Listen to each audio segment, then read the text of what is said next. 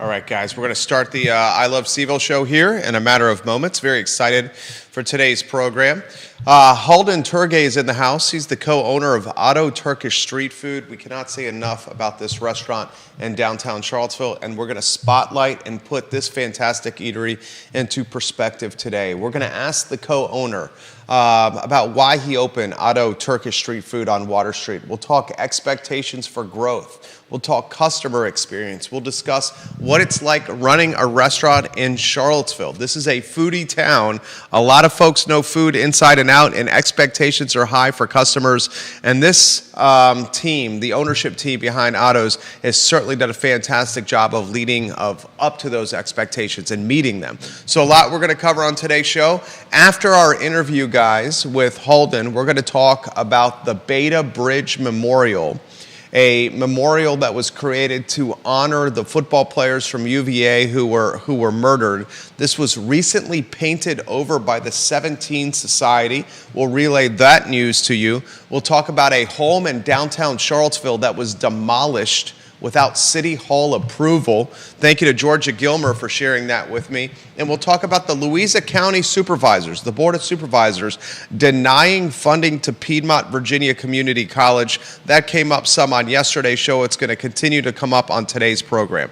If you could do me a favor, give the show a like and a share anywhere you are watching on whatever platform you're watching upon. That would mean the absolute world to us. We will have the Market Street Cam up in operation about 1 o'clock on today's program. We'll see which local luminary walks by the studio today. It was interesting to hear Supervisor Galloway, who joined us on Real Talk this morning of the Albemarle County Board of Supervisors, hint that we may see him in future shows on the Market Street camera doing some jumping jacks for our studio audience. Viewers and listeners, like the show, share the show. I'll highlight some that are watching now. Jesse Rutherford, Rob Neal, thank you for watching. Eric Gunderson, thank you for watching. Stephanie Wells Rhodes, thank you for watching.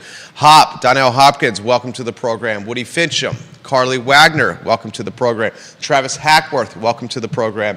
Mark and Crozet, Carol Thorpe, hello, thank you kindly for watching us. Tom Powell, welcome to the broadcast. Ladies and gentlemen, today's program is going to be a lot of fun. Judah Wickower, my friend, we are absolutely in your hands. We can start the program, Judah Wickower, when you are ready, sir.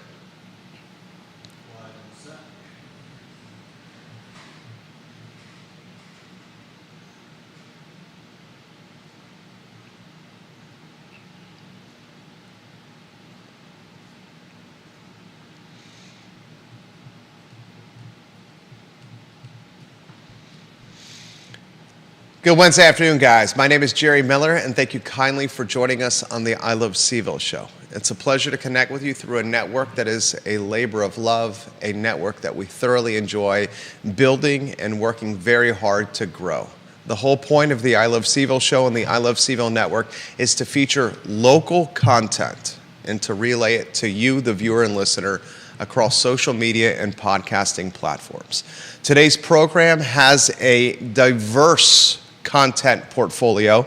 We're going to talk with a local restaurant owner that is making very quick momentum with growing his brand. He is the co-owner of Otto Turkish Street Food. You will see in a matter of 30 seconds Halden Turgay on set to talk about goals, expectations, the customer experience, some of the freshest food we have ever tasted. A restaurant located on Water Street in downtown Charlottesville that you have to try. We'll talk what it's like to run a restaurant in a competitive market. There are a lot of restaurants in Charlottesville. We all know that. There's certainly a customer base that has high expectations in Charlottesville. So all those topics, including your questions on today's edition of the I Love CVille show. I want to highlight a storyline that I found compelling today from the Cavalier Daily, the newspaper that covers the University of Virginia. There was a mural created to honor 3 fallen football players that was painted over recently by the 17 Society. That topic after our interview with Halden Turgay. We will also talk a North Downtown home that was demolished, literally destroyed without City Hall approval. And now Charlottesville local government has issued a stop work order. And folks, more coverage of the Louisa County Board of Supervisors denying funding, or at least putting that funding on hold to Piedmont Virginia Community College for what Louisa has dubbed as anti-Semitic behavior at Piedmont Virginia Community College. Judah Wickhauer is our director. If you can go to the studio camera, and then a two-shot as we welcome Halden Turgay to the program. Thank you, my friend, for joining us on today's show. How are you doing? Oh, thank you very much. Thank you again for having me. I'm doing great. It's great to have you. Introduce yourself to the viewers and listeners if you could. So my name is Halden. I'm the co-owner of Auto Turkish Street Food. I've been living in Charlottesville since 2013. Okay. So like we own the restaurants almost like three and a half years. And it's been going great. We are so happy, so grateful right now, like with all the things going on in our life, in our like a business. And every day we are trying to add more and more experience for the community. That's fantastic. You've been in Charlottesville since 2013. Yeah. So almost 11 years. What Yeah. brought you to Charlottesville? I came here as an intern, Okay. like my business partner Ali. We used to work at Clifton Inn. Okay. So they used to have interns from all around the world back in days. Okay. So we were part of it.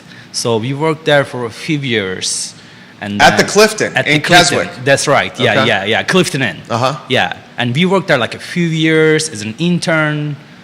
And then we were not planning to live in here and like for a decade. And then personally, I just fall in love with the nature, with the kindness of people. Like I really liked everything about Charlottesville. I'm like, all right. I mean, I might live here for a little while. After a little while, I just get used to living in here. Now, like I feel like I'm from Charlottesville. I love it. He's Yeah. from Charlottesville. I Yeah. love this. I love where this interview Yeah. is going here. So where'd you move from when you came to an internship at the Clifton in Keswick? Yeah, actually, I moved. I was born in Istanbul, Okay. Turkey, which is right now has almost 20 million population. Wow. Is a huge city, almost like a twice size of New York City. Okay. I mean, that's where I born and grow up, and that's where I went to college, and that's where I worked in different like a high-end hotels and restaurants. Technically, just right after I graduated from the college, I got this internship, and I joined the Clifton Inn team. That is amazing. So Yeah. you go from Istanbul, where you graduate from college, Yeah. to across the world, Yeah. to Charlottesville. Yeah. I mean, give us the feel for your emotions. Were you scared? Were you excited? Was it like, I mean, this is the American dream right here, It right? is, yeah, 100%. Yeah. Yeah, I agree. I mean, of course, at the beginning, I was frustrated because I knew a lot of things about U.S., but I didn't know much about Charlottesville, to be honest. But I got a chance to travel around Europe during my college, and this was like I kind of knew what I was expecting, but it was a totally American dream. Yeah. I cannot agree more, and everything I experienced here, like a personal life, like business life, like education life, I'm so happy. How about 20 million people in Istanbul to 48,000 people in Charlottesville? I mean, was that culture shock for you? It's much smaller place. It was a more than culture shock. Yeah. It was like a culture crash, you know? Like, I was like, what am I doing? You know, like, it's sadder, like, especially like the first year of my first year in Charlottesville, you know, I get used to living God. I used to go eat at 10 p.m., 11 p.m. Yeah. And like night will just keep going. But meanwhile, I don't know, I just get used to living the, you know, like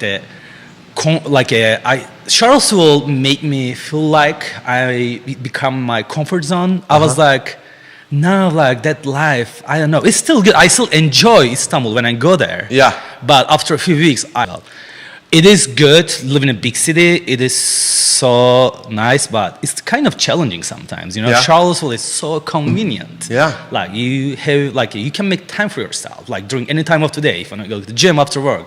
I mean, living in the big city right now, you know, you get in the subway. If you're driving, you have to think about finding a spot for your car. It's just convenient here. I just like the convenience of Charlottesville. That's amazing.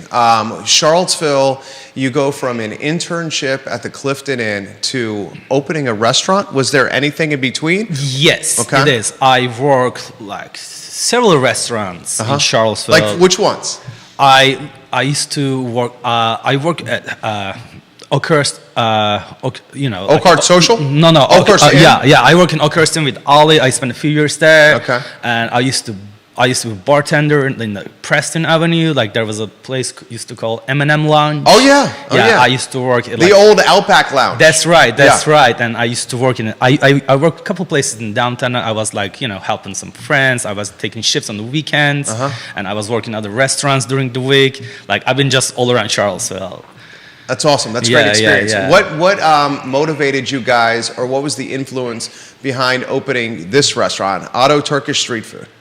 Yeah, this was our thing. So Ali and we. That's his business partner. Yeah, my Yeah. business partner. Yeah. We decided to open a business for like 6 years ago.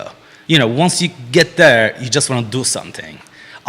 After having this much experience in hospitality and restaurant, and then we were just planning to do some like a business, and we were looking for what will do best thing, what will just make a big hype in Charlottesville. And this concept is such a big thing all around the world, like especially in Europe, in like Middle East.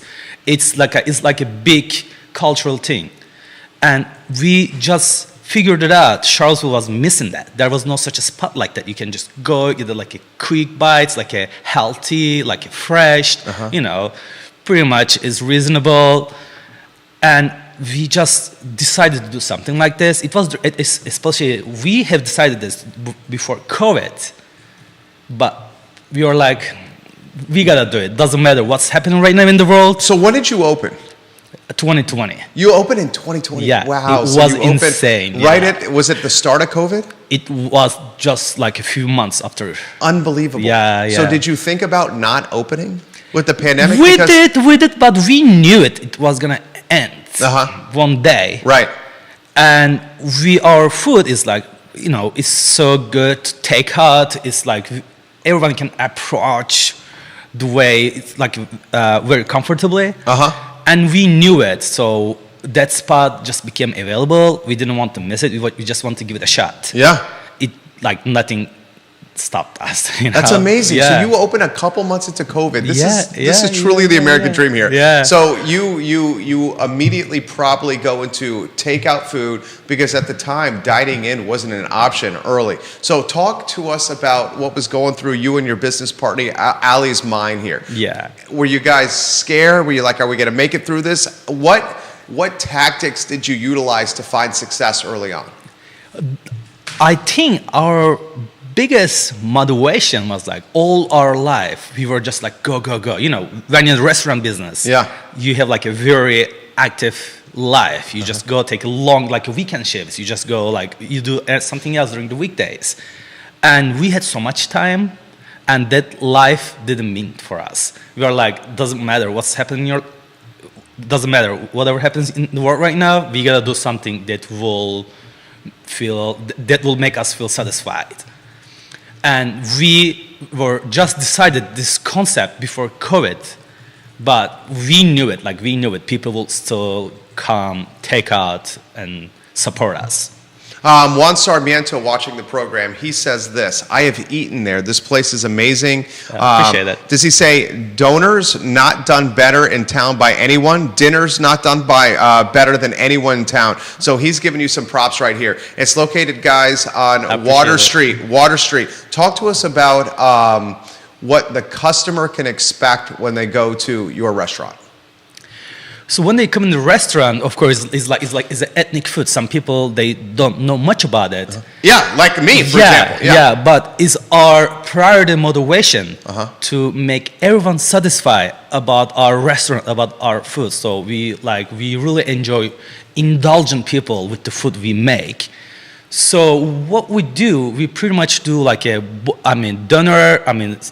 All around the world called different. Some people call it gyro, gyro. Some people call it shawarma.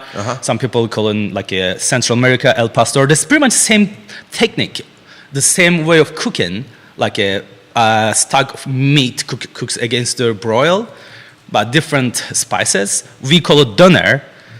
So we have the broilers in the kitchen, so we marinate the meat and chicken a night before, and next morning we stack it up and we start cooking against the broil.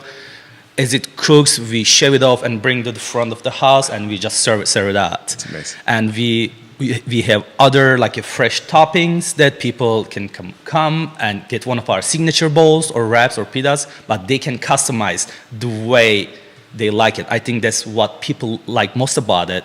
It is so flexible. So people don't have to stick on the menu. They just create the way they like it. You're going to love this. The comments are coming in so fast here. So Jen Finazzo, and I love Jen Finazzo, of the Sal's Cafe Italia family, she's giving you some big time props. She says their food is so good. And I want to give Jen Finazzo props on this. She is in the restaurant business, and she is such a champion of other restaurants in town. She supports all the restaurants in town and is quick to give props to all the restaurants out there. And she's giving you some love right now. Rob Neal is watching the program. He says, quality value. The utility is unmatched. I love this type of food, and Otto is the best in town. So you got your customers coming out and giving you some love here. Talk to us about the street food moniker, or what street food means here. Because I've noticed, and like my wife, she's from Manhattan, and she swears by street food. I know. She swears by street food because of some of the things you've already highlighted. It's priced well. Yeah. It's convenient. You can eat it walking on the go. That's right. It's often made right in front of you. And it doesn't have like a lot of the...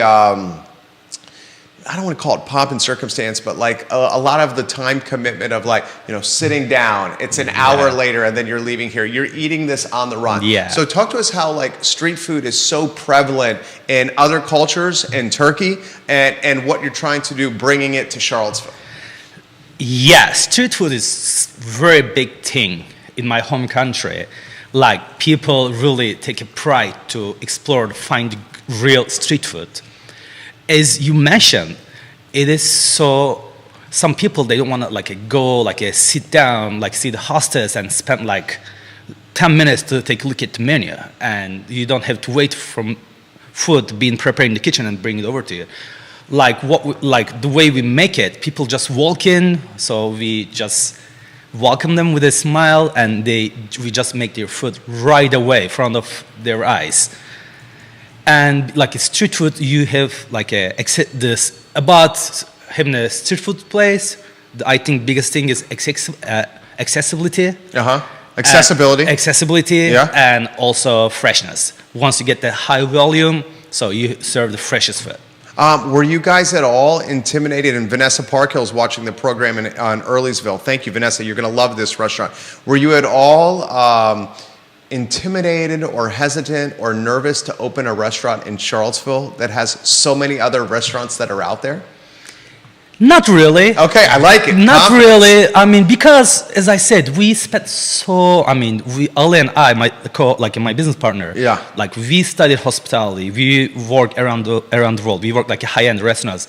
We knew it, what we were doing. I mean, actually, we were believing it. And it's our passion, food our passion. We knew it, so I wasn't very hesitating. Is the Charlottesville, knowing what you know now, you started this a couple of months at the beginning of COVID. That's right. So are you at a 4-year anniversary? Almost 4 years. Oh my gosh, this is amazing. They're almost at 4 years here. How would you describe Charlottesville as is a good place to run a restaurant? Is a challenging place? I mean, here's a good example. The meals taxes are increasing. I know. That's tough. It is tough. We were talking about how Uma's, which is right down the street from you. Such a great place. Yeah, great place, right? Such sweet people. Such sweet people, right? Yeah. They talked on Facebook. They put on Facebook that they were selling. Part of the reason they were selling was like, look, the taxes are going up. It's making it tough here. Crazy. So I'll throw all this topic to you anywhere you want to go on this topic. That's why, I mean, I totally agree what you say about it. It's challenging, especially like right now with this inflation. Like, you know, every week you purchase some ingredients, like goes up, like you know, and you cannot increase your prices every week. So you have to keep your customers, and you have to keep your food affordable and reasonable. But at the same time, you have to maintain the same quality of standards. Right. So I think the most challenging part is balancing this out. But again, like if you think you love what you're doing, some people will still come and get your food and eat your food. I love. What's your favorite item on the menu? Odawan. Yeah. Odawan. Yeah. Talk to us about that. Is like I think people already know about our pita bread. It's like a savory, like a fluffy. Some people call it pillowy pocket pita. So we just stuff with some like a fresh hummus, some roasted red pepper bread, some Turkish pickles, and it gives a lot of flavor, like dill pickles, and some onions, and you can add beef or chicken doner, or you can make it vegetarian with falafel. And we finish it up with some fresh tzatziki sauce. Oh, God, I'm so hungry right now. It's so good. It's like, you know, I make that meal every day, but even I'm craving right now. I just want to go back to the restaurant and make one for myself. I'm craving it right now as well. This from one of our, we rank our viewers and listeners, and he's #1 in the family. He goes by the handle Deep Throat. He says, I love Otto and I love Turkish street food. You're going to have to help me with this. In fact, why don't we go to the studio camera? I'm going to bring my computer over so he can help me read this here. So this is what he says in the comment here. All right. So he's familiar with Istanbul. So he goes, help me with that. Merhaba. Yeah, what's that? It's like hi. Okay. Yeah. Okay, so he's saying hello. Yeah. He's just saying hello. Okay. He's just greeting. So he's saying, wondering if you're going to ever have... Simit. Oh, yeah. He says buying it on the street is one of his favorite parts of going to Istanbul for work. He goes to Istanbul for work. Yeah. We get that question a lot. So simit is like the very, very big street food item in Turkey. Okay. I would call like a circle bread. It's like a sort of bagel. But it is slightly sweeter than bagel, and you just eat it with some black tea or with some like nectars. That sounds amazing. Yeah. Is it hard to make? It is. Okay. It is hard to make. I mean, it's hard to keep because it has to be like a very crispy outside. Okay. But at the same time, it doesn't need to be burned, and it is a little like a soft dough inside. And people who makes them, what makes it special, everyone in Turkey makes it in like a firewood ovens. So it's so hard to find like a firewood oven, right? And like make that simit, make that bagel every day, and I miss that. So you get this question a lot. A lot. Whoever visits Turkey, whoever been there, and every time they introduce yourself, they're like, "Oh, are you guys making simit? I would like to have some." I was like, "I wish." Okay. I wish. But maybe one day. I'll highlight some of the viewers and listeners that are watching the program. Teresa Kelly, hello. Erdem Azdol, watching the program. Thank you kindly for watching the show. This question's come in the feed. What are some of your favorite restaurants in town and why? Oh, that's a tough question. That's a tough question. It's a tough question for Charlottesville, because there's so many. It's so many. Also, it's so diverse. Yeah. Like I cannot categorize them. I can categorize them by diversity. What's my favorite Asian restaurant? What's my favorite? What's your favorite Asian restaurant? Nawan Zen. Nawan Zen is so I love it. good. It's my go-to. Toshi's Sushi is... they're like a tuna carpaccio. Yeah. That salad, oh my gosh. And the rolls are humongous, and you see the owner making the food when you walk in. The quality is so good. Okay, I love it. What are some of your other favorite restaurants by category then?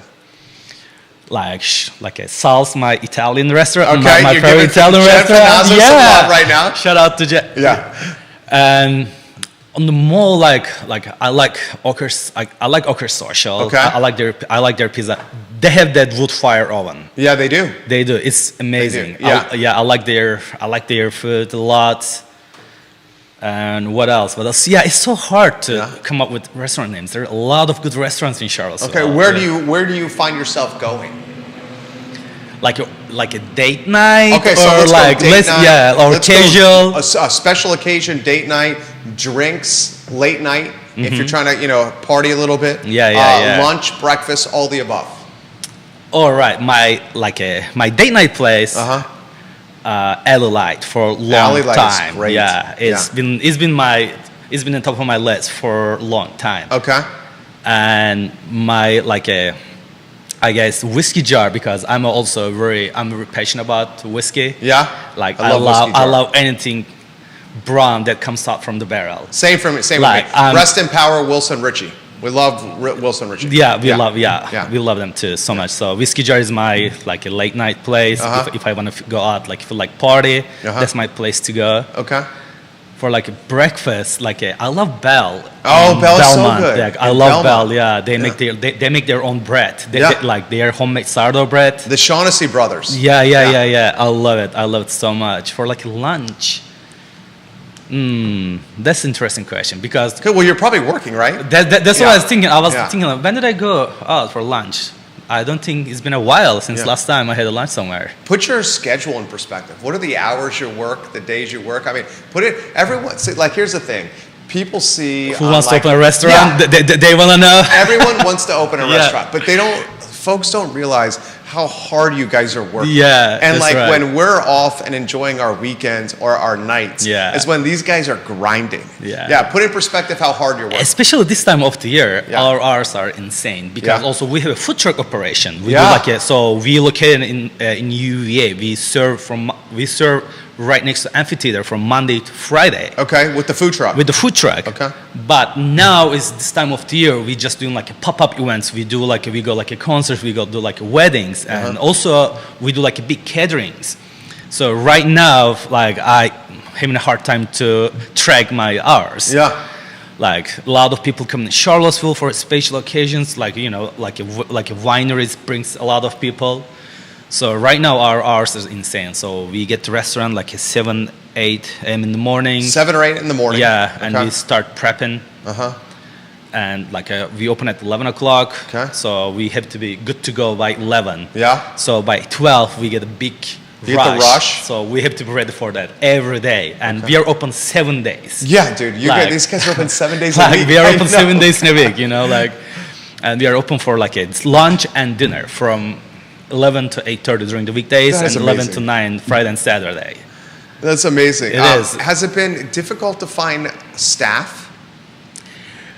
It has been at the beginning, Okay. But I was just talking about Ali. What should I say about? We've been working with the same people since we opened. Oh. Our front of house. Okay. Our kitchen employees. We are so grateful for them, and we are very appreciate. How have you been able to swing that? I think what we've been trying to do, we've been trying to create a peaceful work environment. Okay. And we just want to keep them satisfied and happy. And they just pays back, we are so happy to work together. That's amazing. Peaceful working environment. What are the expansion plans, long-term goals for the restaurant? Yeah, at this moment, we are trying to find we are planning to add new items. We are trying to create new meals in our menu. Of course, in the long term, in the future, we are planning to open our second location. Oh, can I ask where you guys are potentially looking? I mean, I think it's going to be Richmond. Oh, fantastic. Because we get a lot of people. We have a lot of customers. Some people just drive from Richmond to eat at our restaurant. That's awesome. And if we finalize our decision about expanding for the second place, I think it will be Richmond. Fantastic. I got 2 more questions for you. The last question is going to be, what is it about Charlottesville that you absolutely love? Before I get to that question, I'm going to throw this one to you. When you walk by Otto Turkish Street Food and you see, oh my gosh, it's been almost a 4-year anniversary. Me and my business partner created this. Customers are coming in the door and have supported us for almost 4 years. You walk by it, you can touch it, you can feel it, you can eat there. It pays your bills. Yeah. It pays your team members, your That's employees' bills. What is that? Like, put that in perspective for everyone. I mean, of course, I feel proud of ourselves. Yeah. Like, we put a lot of work, we put a lot of sweat in this restaurant, but it pays back. And there are some days I feel like I cannot believe it. It's been like almost 4 years and it's been going well. Yeah. And as you said, I think it's such a nice feeling that we created something. We came up with this concept. People loved it. Also, we are so grateful for the community in Charlottesville. They are so supportive. Like, we are very grateful for every single person that's been supporting our restaurant. And it feels so like good about yourself, like we discuss about this with my business partner, Ale, and we are so grateful. I love it. I love it. This question just got put in the feed. How many languages do you speak? I speak like 3 languages. 3? I mean, I don't know, should I consider my Spanish as a flu, but I can communicate well in Spanish too. Yeah, like I speak English, Turkish, and I will say Spanish. That's fantastic. Okay, last question for you. You have killed this interview. This Thank is you amazing. very much. What is it about Charlottesville that you love? First of all, I love people here. Yeah. I love the kindness of people, and I love diversity. Yeah. I'm a big mountain biker. Okay. Mountain biker. Yeah. Oh, this is the place for you. And like, this is the place. Like, Yeah? like every day I get a chance. I wanna enjoy the opportunities. When I take my bike to the trails, like, I love it. And this is, as a hobby-wise, this is what I like about Charlottesville. But living here I like people. I like, kindness of community. I like supportness. I like collaboration with businesses. As we are here as a local small business. You invited us. We are so appreciated. I don't know. I love it. Charlottesville is like a vibe that I cannot explain very well. But once you get used to that comfort zone, I don't know. It's like, I totally understand, man. it's so peaceful here. I love it. I totally get it. They call it, so Charlottesville has a lot of different nicknames. One of the nicknames for Charlottesville is called The Hook. Yeah, And yeah. The Hook because it gets its hooks into you. Yeah, and then you stay. Yeah. Yeah, I felt it too. Like when I first Indeed. arrived in 2000 Uh-huh. as a first year at UVA. Uh-huh. So I've been here 24 years in Wow. August. And I knew like halfway through college that this was going to be my Yeah. home. Because everything you said, it just feels like, you know what, Charlottesville, a lot of ways, and it's changed dramatically, but Charlottesville for me almost feels like this, that warm blanket that you get into bed into, and you just it makes you feel comfortable and safe and makes you feel like this is where I belong. That's right. That's right. Yeah, so I totally can relate to what you're saying. Now I can say that after living here 10 years. Yeah. Now I feel like this is where I belong. Well, you were amazing today. Thank you very much. I hope everyone that watches and listens goes and supports Otto Turkish Street Food on Water Street in downtown Charlottesville. They have a food truck next to the amphitheater on grounds of the University of Virginia. This gentleman and his business partner are working their tails off, and they're working hard to serve fresh food at reasonable prices that is absolutely delicious. So thank you so much for your time. Thank you very much. Thank We you again. appreciate Thank you very much for having me again. And I would like to have each of you and taste our Turkish flavors, whatever you are looking for, quick lunch bites or big events. Yeah, absolutely. Well, thank you. Thank you so much. Thank you very much. Absolutely. Judah, if you go on a one shot, I thought that interview was fantastic. Viewers and listeners, I think you're going to love this restaurant. Philip Dow in Scottsville says, great interview. We will be visiting this restaurant very soon. Thank you, Philip Dow. I love to support and to spotlight and champion the small business owner. Our business is 16 years old in, oh my gosh, 16 years old the 27th of this month. That's crazy. 16 years old in 26 days for our business, for this business. And it is small business life is not for everybody. It is hard. It is long hours. And when you're not working on the job, like physically, you're thinking about the job. Often when you're with your family or your loved ones or your friends, kind of putting your mind to work and not really being in the moment.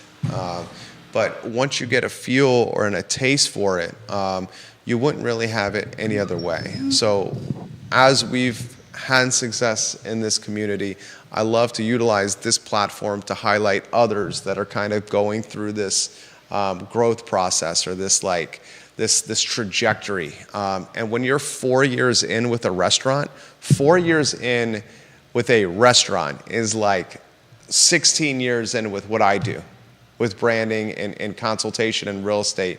4 years in the restaurant business is like a lifetime.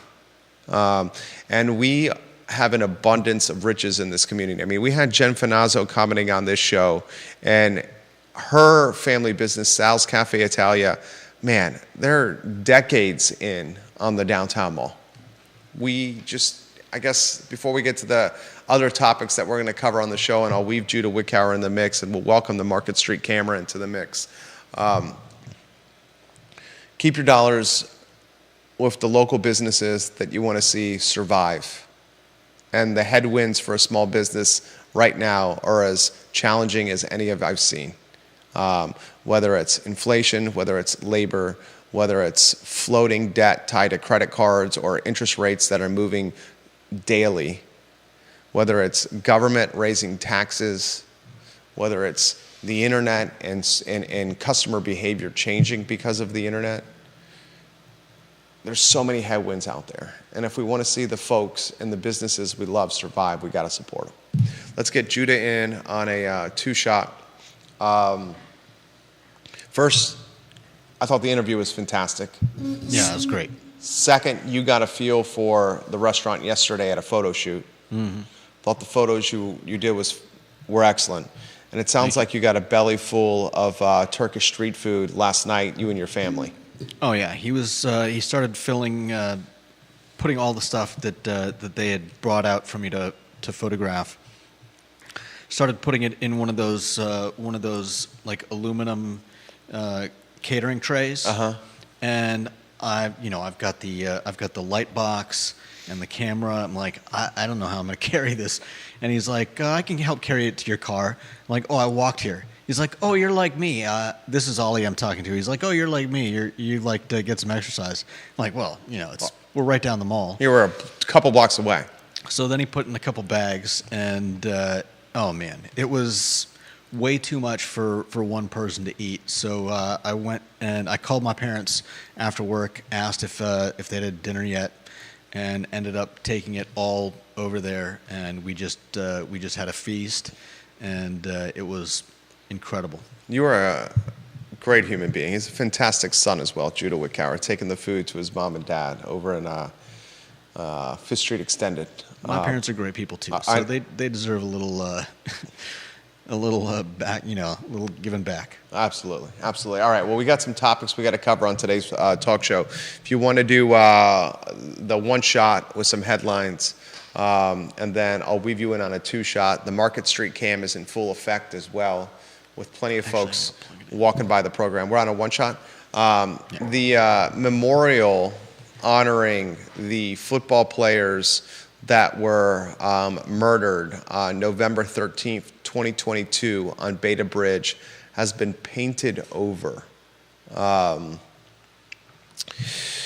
Lavelle Davis Jr., Devin Chandler, and Deshaun Perry, 3 Virginia football players who were killed in a shooting at the Culbreth Garage on November 13th, 2022. This shooting, this murder also had Mike Hollins seriously injured, and 2 other students that were non-football players injured as well. There was a Beta Bridge memorial that was in effect or painted on the bridge that had been seen for almost 18 months now. It was recently painted over by a society called the 17 Society. The Cavalier Daily covered this story. The 17 Society literally said we were the ones that did this. The 17 Society said, we want to paint over this bridge because we want to give the opportunity to others in the community to put their message out there. Yeah. And this is a way for the community to recover or to heal. This memorial was up for 528 days. Yeah, it's pretty amazing. 528 days. A memorial or a mural that was honoring 3 fallen football players. I want to take a moment to highlight the fact that something at UVA was up for 528 days, a bridge that I've personally helped paint that generally is changed once or twice a week. Okay, so the commitment to these guys is impressive. Second, I want to ask you this question. Was this the right thing for the 17th Society to do? I think, as the article mentions, it probably should have been. The idea should have been passed around, or at least run by somebody. And it also mentioned that the other side of the bridge was unpainted, or at least was open to any messages that people wanted to paint on there. So there was space for the narrative on the bridge to change, and I think their heart was probably in the right place, but it needed a little more. What's the word? Communication, Yeah, exactly. clarity, transparency, communal decision making. Yeah. I mean, 528 days, one of the darkest days in UVA history. A bridge that is as noticeable as just about any building on the downtown mall. Yeah. I drive by that bridge almost every day. Thousands of students walk by it every day. How many cars drive by it every day? Yeah. I mean, presumptuous is kind. It's a kind way to describe what the 17th Society's behavior was here. Yeah. And I understand that they came from a place of, we got to let the university, help the university heal. So they said, we're going to take it on ourselves to turn the proverbial page. Yeah. But the ego and the presumptuousness of a society like this to make that decision without having open dialogue, come on now. Yeah. Come on now. So we should highlight that another mural was recently painted in its place. I think it was only a day went by. The next day. Before it was To repainted. honor the football players, including current football players who helped paint the second go-round. All right, next headline I'd like for you to put on screen with some lower thirds. What do you make of Sean Tubbs' story? This in the CVille Weekly. This is, speaking of presumptuous, this continues the trend of presumptuous behavior. Sean Tubbs, Town Crier Productions, he also freelances for the CVille Weekly. The CVille Weekly had published its issue today. It's on News Racks today. Probably like you read it online. Sean Tubbs talks about on Friday, April 26th, so what is that, 4 days ago, 521 Park Plaza in the North Downtown neighborhood, a husband and wife, Carrie and Benjamin Yorker, they bought this property last August for $705,000. They got a permit from City Hall to remodel what they purchased for $705,000, 521 Park Plaza. Instead of remodeling, which is what the permit was approved for, they decided to completely demolish the house. This is the first few paragraphs of Sean Tubbs' story from the CVille Weekly. The city of Charlottesville issued a stop work order on Friday, February 26 at 521 Park Plaza in the North Downtown neighborhood. When it served the document, the city discovered the 3-bedroom house had been demolished. At some point late last week, a yellow excavator smashed the 1.5-story structure into pieces. City records listed the home built in 1979 in excellent condition and without a basement. The owners, Carrie and Benjamin Yorker, are tied to a development company based from Charlotte, North Carolina called Northwood Raven. This development company focuses on markets in the southern United States. Benjamin Yorker has 2 degrees from UVA, including a Master's of Business Administration, MBA, from the Darden School. This continues the presumptuous theme here. First, the 17th Society painting over Beta Bridge without communication. Now, a husband and wife getting a permit from City Hall for remodeling that turned into the demolishing of a home. Yeah. Where do you want to go with this one? I mean, this small story took me on like a roller coaster ride, because when I first heard about it or started reading about it, I thought that this was like just somebody's home in Charlottesville that by accident had gotten bulldozed, and I was thinking, man, I hope nobody was home when this happened. Then as I start reading more, I'm like, oh, it was bought by someone, so they weren't in town, and maybe, I don't know, somehow somebody demolished the house while they weren't, obviously they're not there because they don't live here. And then I get deeper into it, and I'm like, oh, wait a minute. Are they trying to like get around? Yeah, that's what it certainly seems like. Wild. Absolutely wild. This an interesting wrinkle of the story. The property is zoned residential A, which means 3 units can be built on the 0.11 acre lot under the new zoning. So here's where my mind went. First, is this a developer trying to buy a property and build 3 units on it to drive as much revenue as possible for his family? First thing I wondered. Second thing I wondered was this. Is this a developer that tore down an older house, a house built in 1979, to try to build a much larger one in a very Tony downtown neighborhood of North Downtown? Third, is this a developer that was so fed up with the red tape and bureaucracy of City Hall and neighborhood services that he just went with the decision, I'm going to do it myself despite approval, and then they can slap me on the wrist later? It's like, don't ask for permission, ask for forgiveness later. Yeah. What was interesting about this article is there's not really punishment or there's not really a true pain point for this type of work. As Sean Tubbs reports, Neighborhood Development Services requires a permit for partial or full residential demolition, but it is unclear from the code what the penalty is if someone does not submit one. The cost to apply for a permit ranges from $75 to $1,500 depending on the permit. So could these guys actually do the work without approval and get away with it?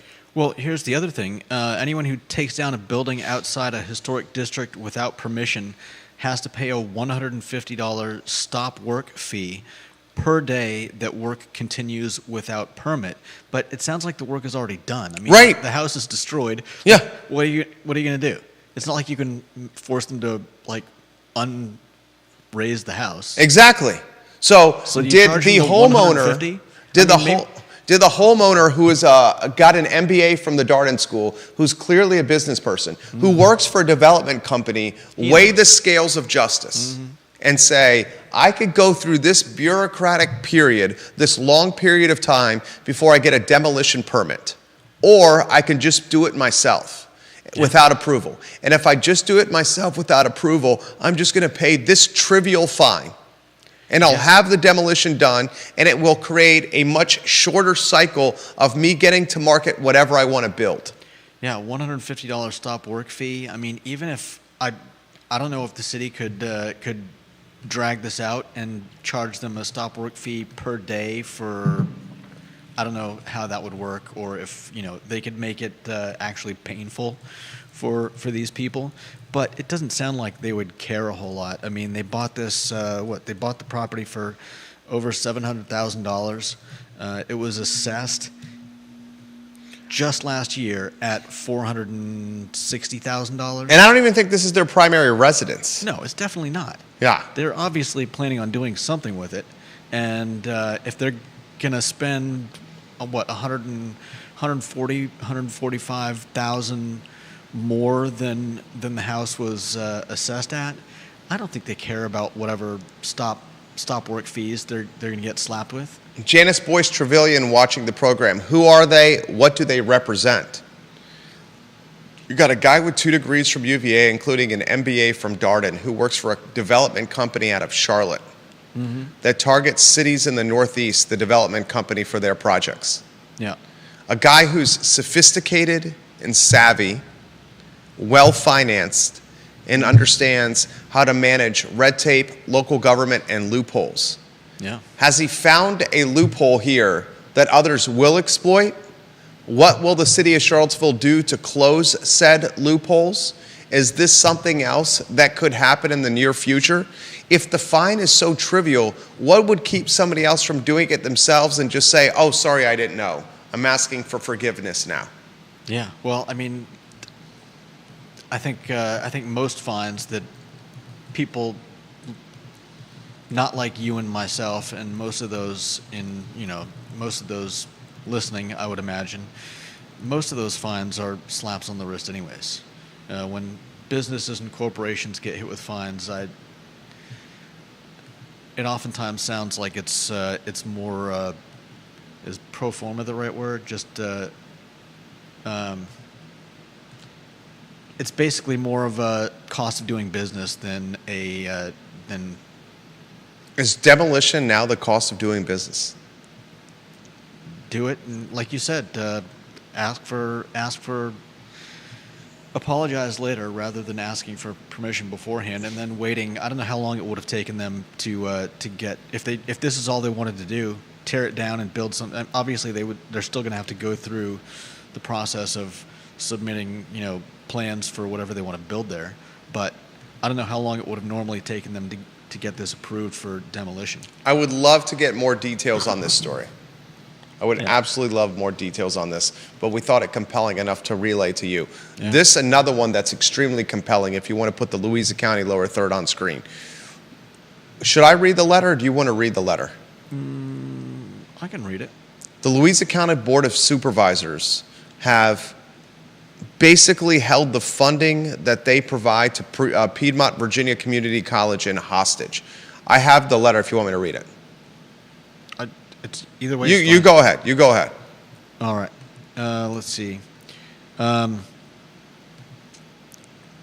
Whereas, This is from the Louisa County Board of Supervisors, ladies and gentlemen. In a meeting that was on the record, there goes Ty Cooper in the Market Street cam. Did we get him? The filmmaker. there he goes. Ty Cooper, local luminary right there. I can definitely consider him a local luminary. Get the Louisa County Board of Supervisors letter. Read that to the viewers and listeners. I think this is a great letter. It's a little bit sassy and. It's extremely sassy. Whereas, the Louisa County Board of Supervisors finds it fitting and proper to consider funding requests from outside entities, including educational facilities, on an annual basis, and whereas the Board of Supervisors supports education beyond high school for those desiring such, and has accordingly provided annual funding for Piedmont Virginia Community College, PVCC, over the years, and whereas it has come to the board's attention that PVCC recently hosted a film screening presented by Students for Justice in Palestine, and whereas anti-Semitism remains a serious concern on a worldwide basis, and the Board of Supervisors condemns any discrimination in the strongest terms, and whereas public funds should not support platforms for anti-Semitism or discrimination, now, therefore be it resolved on this 29th day of April 2024 that the Louisa County Board of Supervisors hereby resolve to suspend funding for PVCC in fiscal year 2025 pending an in-person explanation by PVCC of the college's stance on discrimination and anti-Semitism. What do you make of this story? Dylan's Rule and Ginny Who, thank you kindly for sharing the show. Mr. DL, thank you for sharing the show. I love it. You love it? Wow. That's a, okay. Look, in a news cycle where we've been talking about city councils getting pressured into what is it? Disinvestment, deinvestment, whatever. What, the ceasefire from City Council? Yeah, Ceasefire resolution? we've got city councils getting pressured into making resolutions. We've got colleges that are either not wanting to confront students or are calling for the cops or the National Guard. In one case, I believe the Columbia students have taken over a building. Right now, there's a protest on grounds at the University of Virginia. Started last night. Yeah, it sounds like There's a quasi tent town that's been birthed on grounds at the University of Virginia. I believe they've been asked to. I believe they've been told that they can't. They Camp out. can't put up tents. Okay, because they initially started with tents. They can camp out. They can't put up tents. Okay. And so they have respectfully taken the tents down. Okay. It sounds from what I've heard, it sounds like a very respectful group of people at UVA. But this is, I think it's a fairly symbolic gesture. Their money is not going to cause PBC to, miss any programs or, I don't think it's going to be very painful, but I'll push back on that a little bit. And here's how I'll push back. It's $6,000 that Louisa County is holding in hostage. yeah. That, according to Tammy Purcell, who covers Louisa County better than anyone from a media and journalist standpoint. While the $6,000 seems paltry, if other counties do the same, that's going to add up. Yeah. Secondly, if other big-time benefactors and donors follow suit of Louisa County, that's where they're really going to feel the sting. I can bet you $1. Hell, it's inflation. I'll bet you $10 that PVCC, Piedmont Virginia Community College brass or executives or decision makers have discussed this gaining momentum.